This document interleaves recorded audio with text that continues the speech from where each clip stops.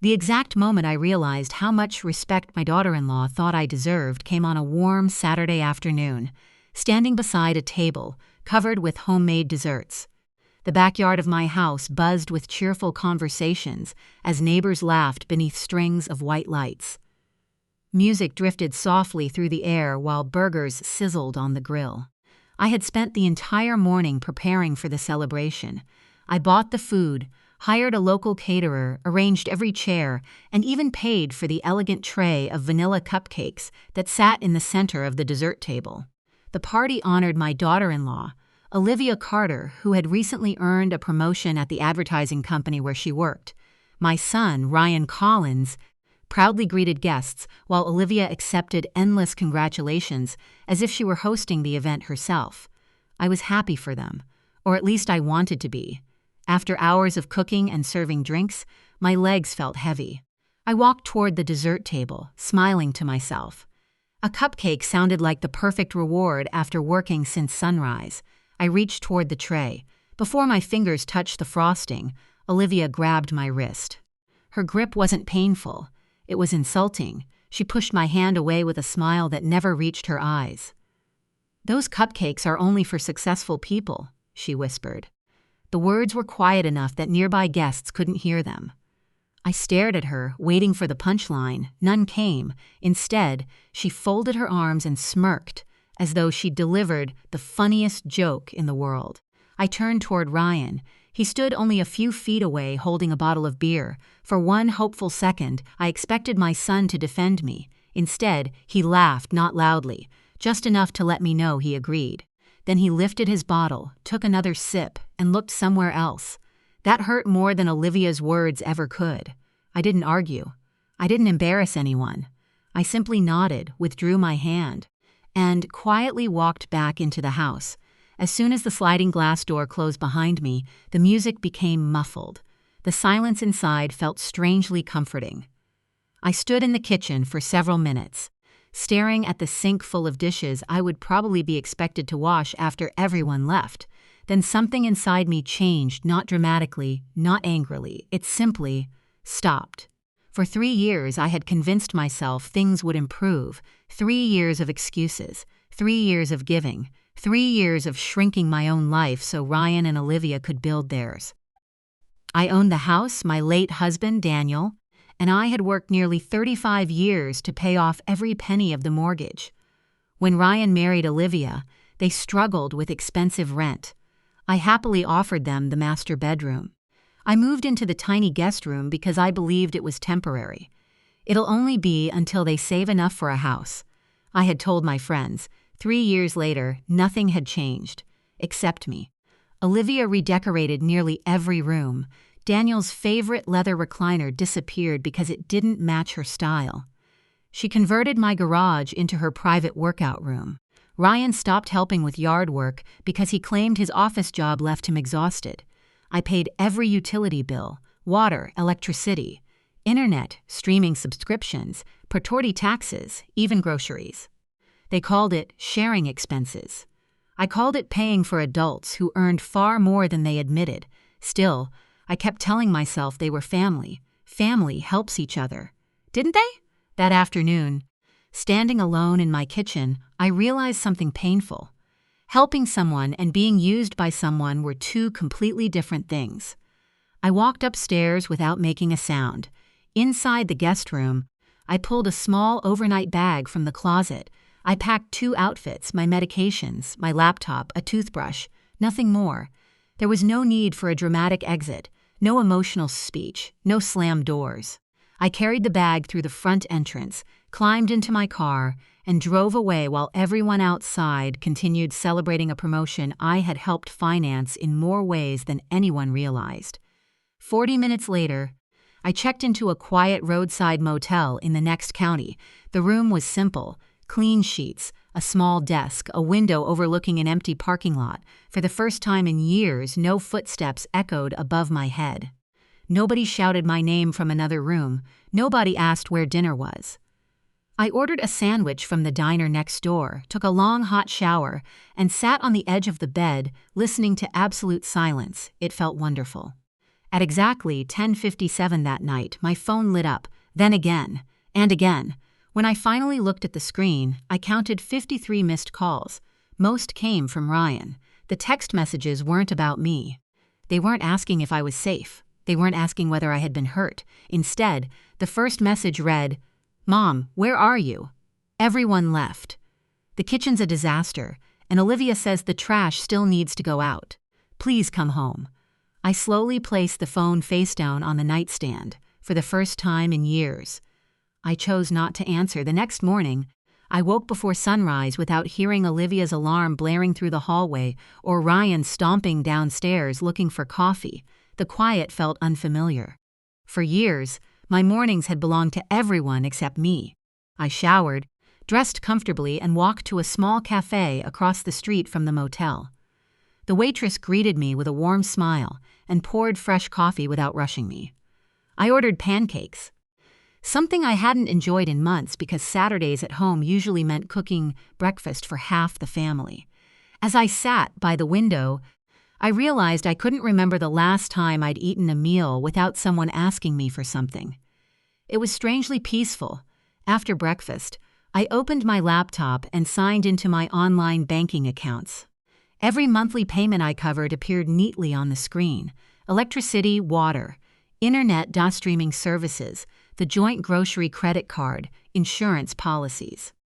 Automatic payments I'd set up years ago because Ryan insisted it was easier if everything came from my account. I stared at the numbers for several minutes, not because I couldn't afford them, because I finally understood I no longer wanted to. My fingers hovered over the keyboard before clicking the grocery card account. Within seconds, I locked the card and requested its cancellation. Next came the internet account. I didn't disconnect the service completely. Instead, I downgraded it to the slowest residential package available, effective Monday morning. If Ryan and Olivia wanted premium speed for work and entertainment, they could open their own account. Finally, I removed automatic payments for several streaming subscriptions neither of them had ever bothered to thank me for providing. When I finished, I closed my laptop and leaned back in my chair. For the first time in years, every decision I had made benefited me instead of someone else. Monday morning arrived with bright sunshine. I was enjoying another cup of coffee when my phone vibrated across the table. Ryan. I let it ring twice before answering. "Mom," he said immediately. "Where are you?" "I'm having breakfast." His voice sounded rushed. "The internet is barely working. Olivia has a video meeting in 15 minutes. She says everything keeps freezing. I changed the service." "You what?" I downgraded the package. There was complete silence, then he laughed nervously. "Okay, that's funny. Now call them and switch it back." "I won't." His tone sharpened. "Mom, Olivia works from home." "I know. She needs fast internet. Then she can pay for it." Another long silence followed. Finally, he sighed. "Are you seriously doing all this because of yesterday?"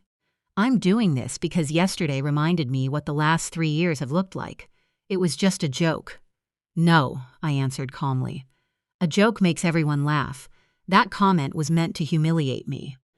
"You've always been too sensitive." I smiled sadly. "For years, I confused patience with permission. What does that even mean?" "It means I've allowed both of you to treat me like I don't matter." His breathing grew heavier. "Did you also cancel the grocery card?" "Yes." "What are we supposed to eat?" "You both have full-time jobs." "Mom, you'll figure it out." Before he could continue arguing, I ended the call. My hands weren't shaking. My heart wasn't racing. I simply felt free. That afternoon, I drove back home. The driveway was empty. Ryan and Olivia were both at work. I unlocked the front door and stepped inside. The house looked exactly as I'd expected. Dirty dishes overflowed from the sink. Disposable cups covered the counters. Half-empty food trays still sat where guests had abandoned them Saturday evening. Apparently, the cleanup they expected me to handle had waited for my return. I walked past every mess without touching a single plate. Instead, I climbed the stairs. At the end of the hallway stood the master bedroom. The room Daniel and I had shared for nearly 30 years, the room I had surrendered because my son needed a fresh start. I slowly opened the door, Olivia's designer clothes filled the closets. Expensive perfume lingered in the air. Family photographs of Daniel had disappeared, replaced by abstract artwork Olivia preferred. For a long moment, I stood silently in the doorway, memories flooded back. Daniel reading before bed, lazy Sunday mornings, planning retirement together. Every trace of those years had been erased, not by strangers, by people I had welcomed into my home. I turned around and walked downstairs to the storage room. Stacked neatly against one wall sat several unused moving boxes. I carried them upstairs one at a time.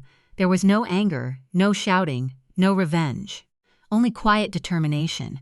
I carefully folded Olivia's dresses, Ryan's shirts, their shoes, their office equipment.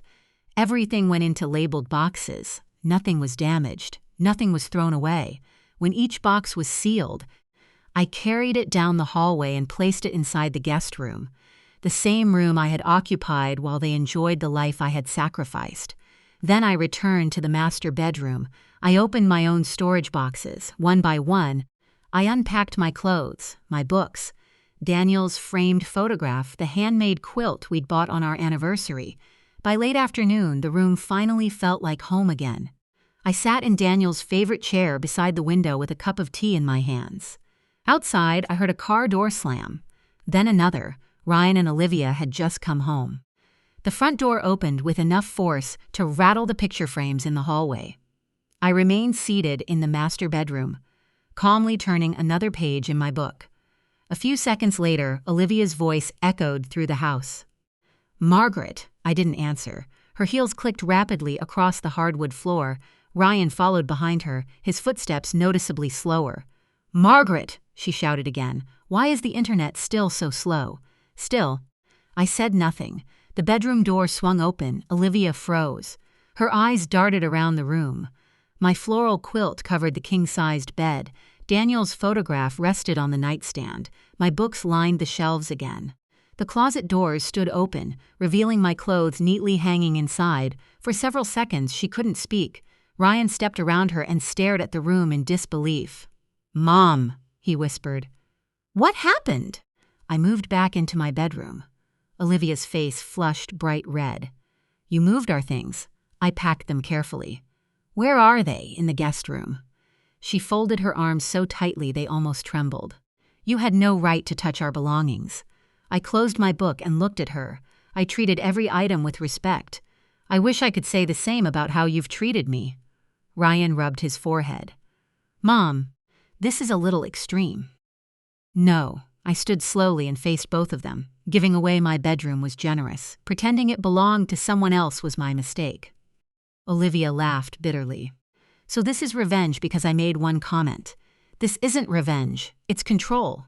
"No," I replied evenly. "It's ownership." Her expression hardened. "We have a system in this house." I nodded. "You're right." Then I smiled politely. "And I've decided to change it." Ryan sighed. "Mom, we work full-time. We need the larger room. I worked full-time for 40 years while paying for this house." Neither of them answered. I continued. "The guest room has a bed, a closet, and a bathroom nearby. It will serve you just fine while you decide what comes next." Olivia stepped farther into the room. "You can't expect us to live in that tiny space." "I don't expect anything." She pointed toward the hallway. "My wardrobe doesn't even fit. That sounds like a problem you'll need to solve." Ryan looked exhausted already. "Mom, can we just sit down and talk?" "We're talking now." He glanced nervously at Olivia before speaking again. "You're overreacting." I looked directly into his eyes. "Tell me something." He frowned.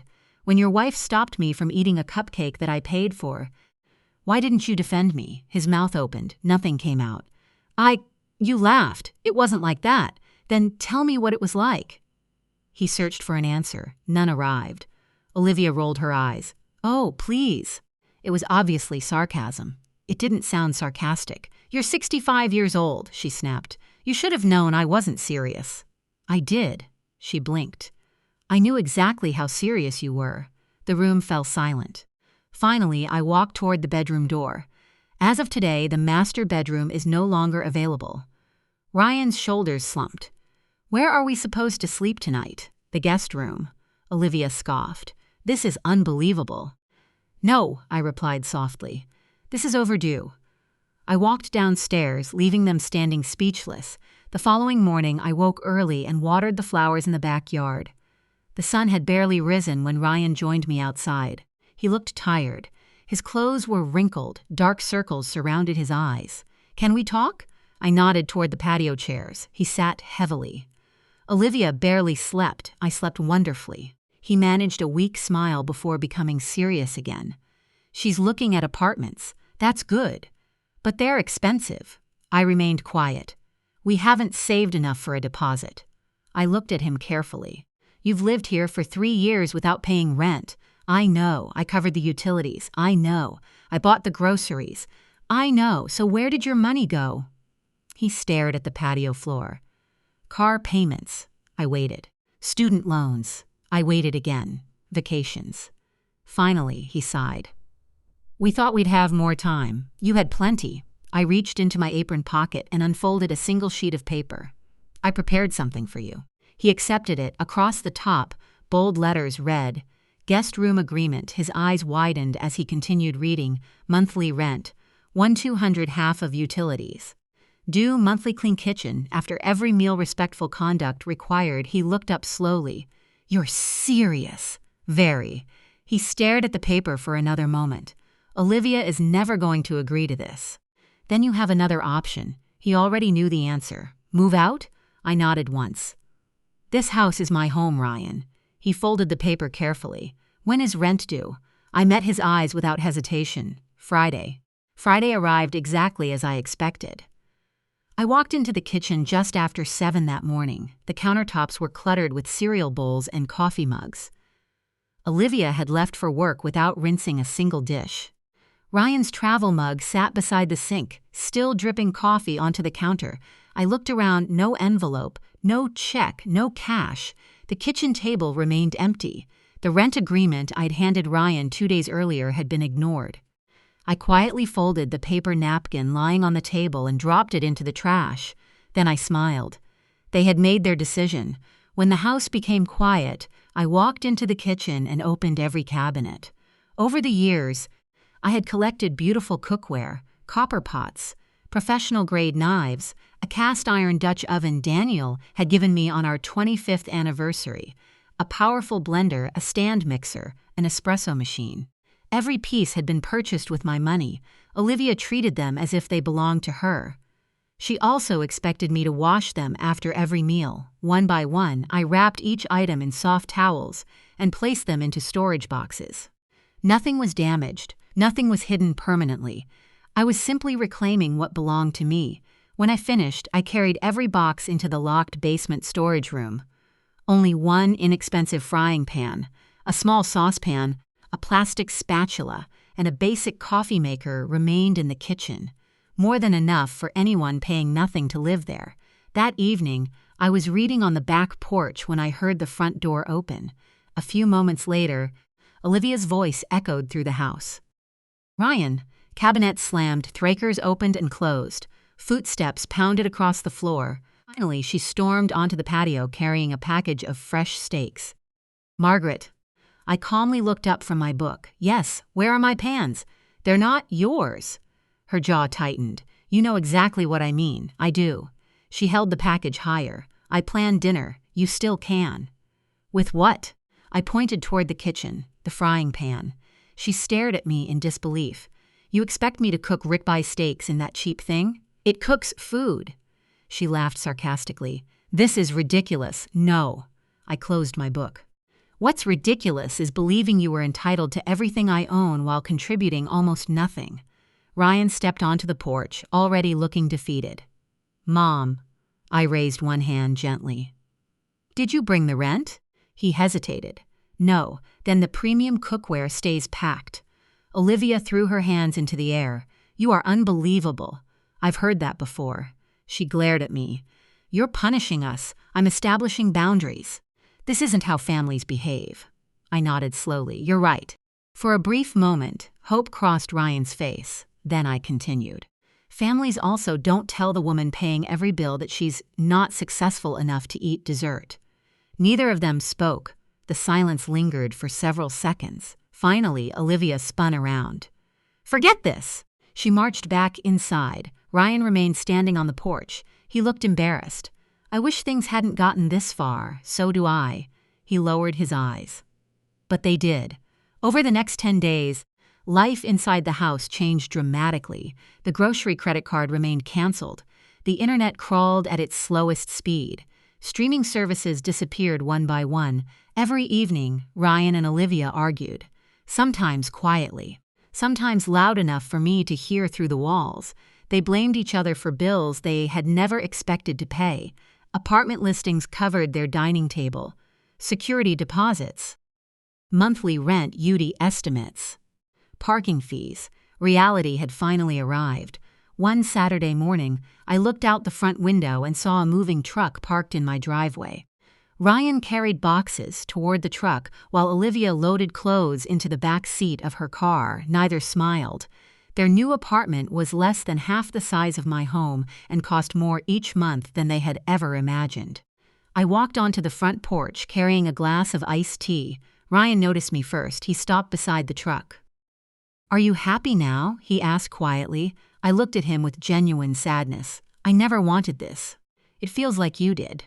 I shook my head. "I didn't force you to leave. You made staying impossible." "No." I held his gaze. "I made staying require responsibility." He looked away. For the first time since all this began, he had no argument. Only regret. Olivia slammed the truck door. "We're done here," she called sharply. Ryan nodded. "We'll come back next week for the things still in the basement." I set my glass on the porch railing. "No." He frowned. "What do you mean?" "Anything left after today will be donated on Monday." He knew I wasn't bluffing. Without another word, he walked back toward the truck. Half an hour later, both vehicles pulled away. I watched until they disappeared around the corner. The driveway became completely still. Then I walked inside.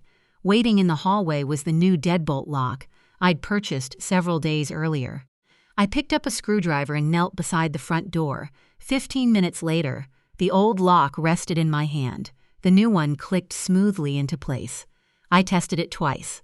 Perfect. For the first time in 3 years, no one else had a key to my home. A month passed before I heard Ryan's car pull into my driveway again.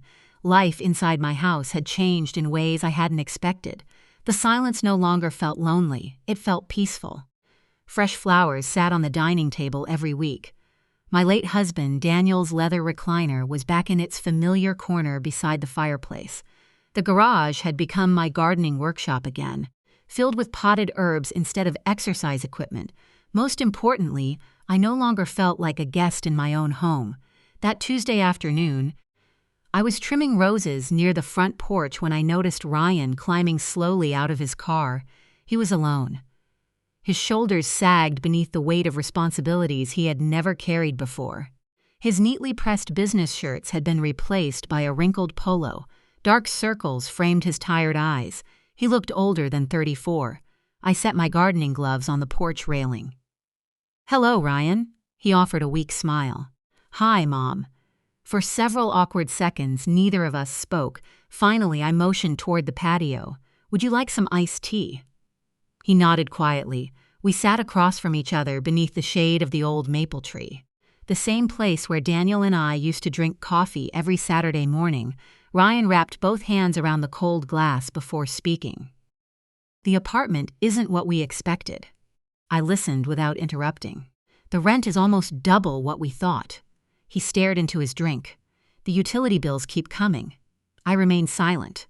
"The water pressure barely works." Another pause.